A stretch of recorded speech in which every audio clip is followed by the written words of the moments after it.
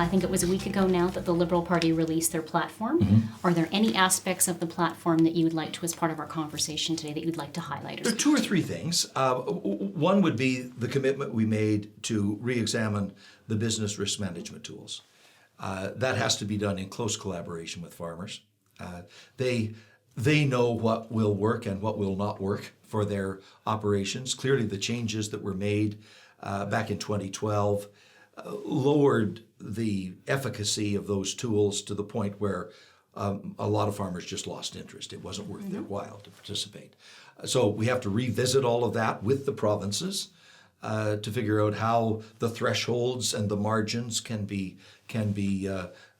readjusted so that the tools are effective in dealing with environmental issues or crop failures or the typical kind of challenge that farmers have to face on any given year, but also trade disruptions, which apparently are going to become more and more part of what we have to deal with globally. So we need to get on with that conversation with the provinces and with farm organizations just as soon as the election is over to develop the better risk management tools. We also signaled in the platform that we want to continue the work on the intergenerational transfer of family farms. That is an issue for a great many farmers, how they move their enterprise from them to their children in a way that is tax efficient, and we have to find the tools to make that more conducive than it is today.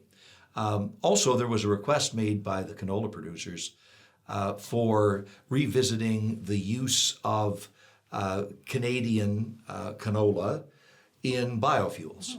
And that too is in the platform to make sure that we're maximizing that development opportunity, particularly for canola, given that it's under such pressure.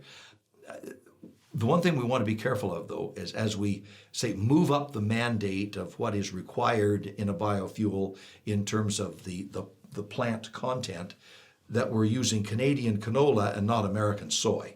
It's really important that this work to the advantage of Canadian producers, and that will take some careful thought to make sure that is happening properly. The one final thing I would mention is the enhancement and strengthening of Farm Credit Canada.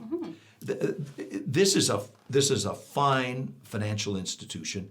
Among the family of federal financial institutions, the BDC and the CCC and all of the others, the EDC, Farm Credit Corporation is one of the leading agencies. It's got a great reputation, but it could be even better. So we're proposing to put in $5 billion in terms of new capitalization to let it expand its book of business.